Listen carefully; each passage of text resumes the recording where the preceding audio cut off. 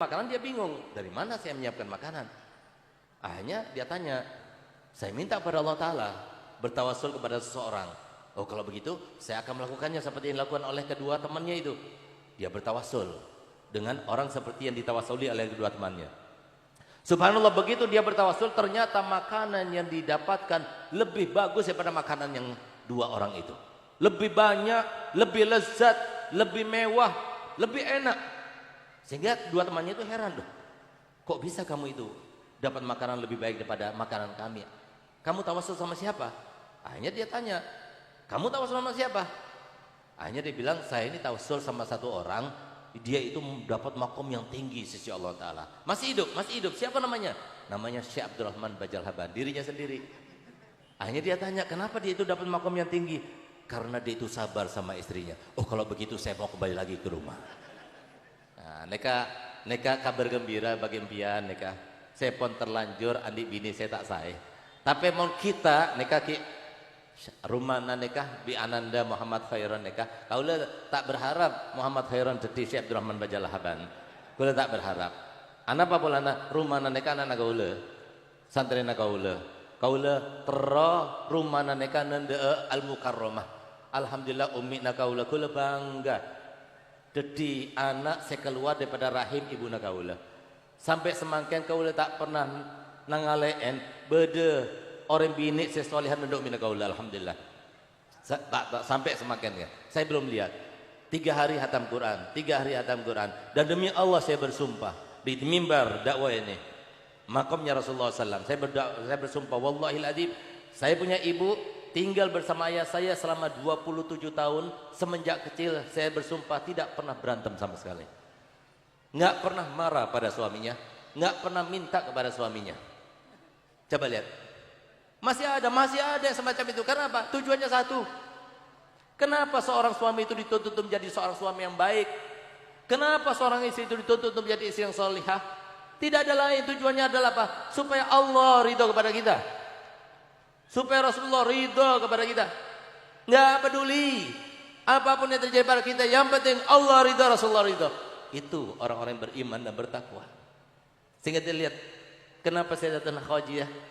Saya punya umi yang bernama juga Khadijah. Bisa seperti Sayyidah Khadijah, bisa meniru daripada akhlak datuknya. Karena siapa Sayyidatuna Khadijah? Siapa di antara kita yang bisa meniru Sayyidatuna Khadijah? Seorang wanita yang walaupun umurnya 40 tahun, tapi Nabi terkesima.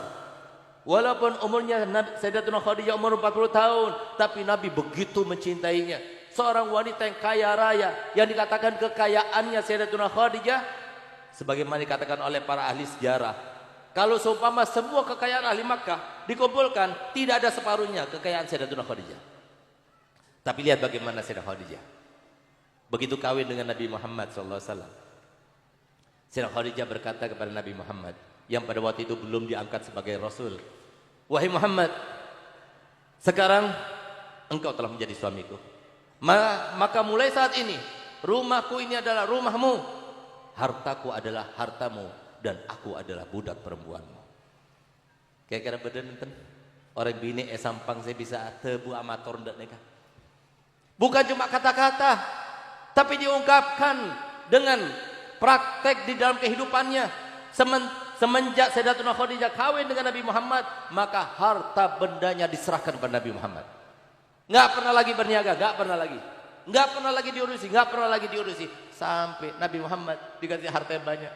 Nabi Muhammad seorang yang loman luar biasa. Ada orang minta bantuan dikasih, ada orang yang fakir dikasih, sampai ketika beliau diangkat menjadi seorang nabi dan rasul, maka beliau sudah tidak mendapatkan kekayaan yang begitu melimpah lagi, sudah habis. Sampai suatu waktu pernah Nabi kita Muhammad SAW pulang di sela-sela dakwahnya beliau pulang mendapati Sayyidatuna Khadijah sedang menyusui Sayyidatuna Fatimah Zahra, satu-satunya putri Nabi SAW yang disusui sampai 2 tahun, namanya hanya Sayyidatuna Fatimah. Ketika ditanya oleh Sayyidatuna Khadijah, ya Khadijah, kenapa Fatimah saja yang kau susui sampai 2 tahun namanya? Apa jawaban Sayyidatuna Khadijah? Iya, karena dialah putriku yang paling mirip dengan ayahnya Nabi Muhammad SAW. Sampai 2 tahun namanya. Ketika disusui, Nabi SAW melihat suatu pemandangan yang meneteskan air mata karenanya. Kenapa?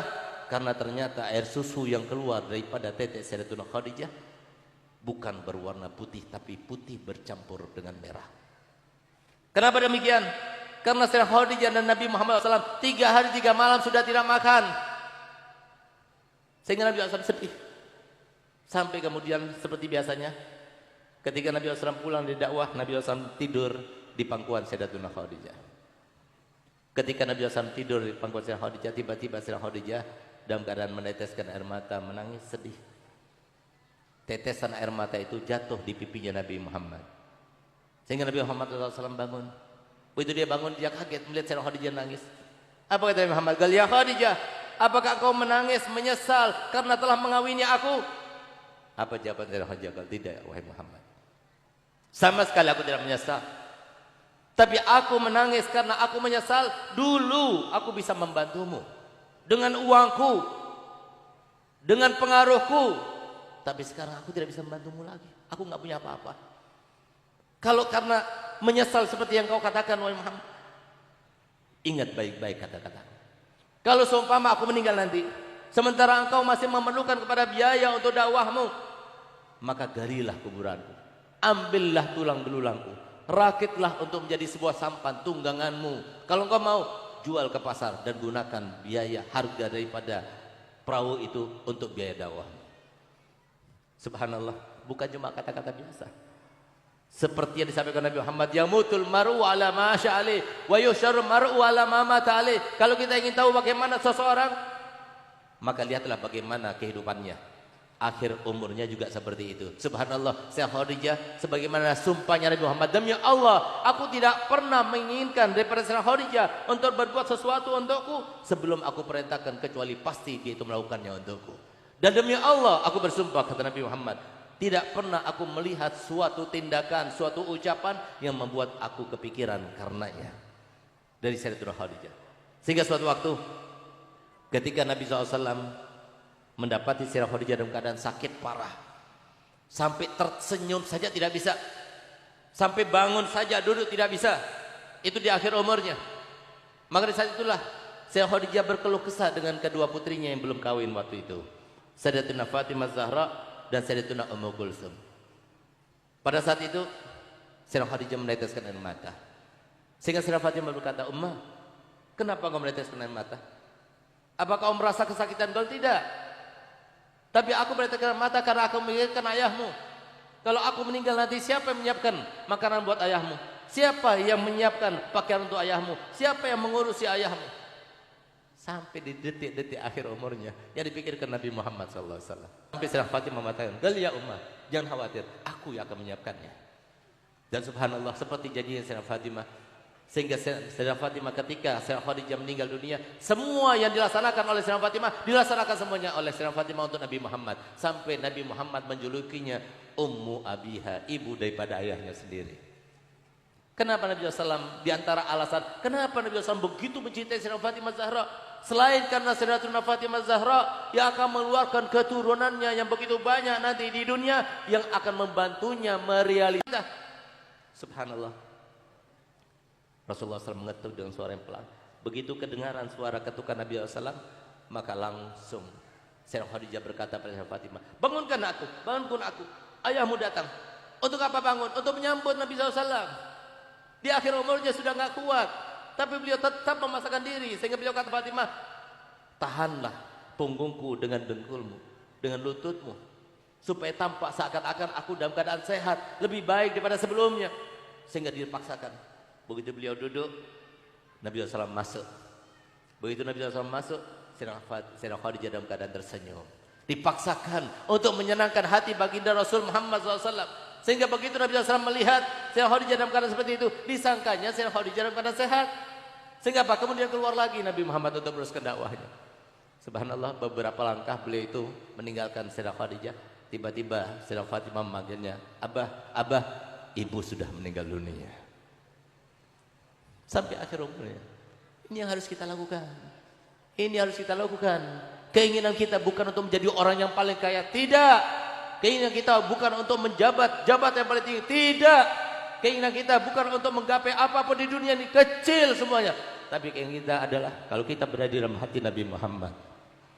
Keinginan kita semuanya adalah kalau kita berada di dalam hati Nabi kita Muhammad.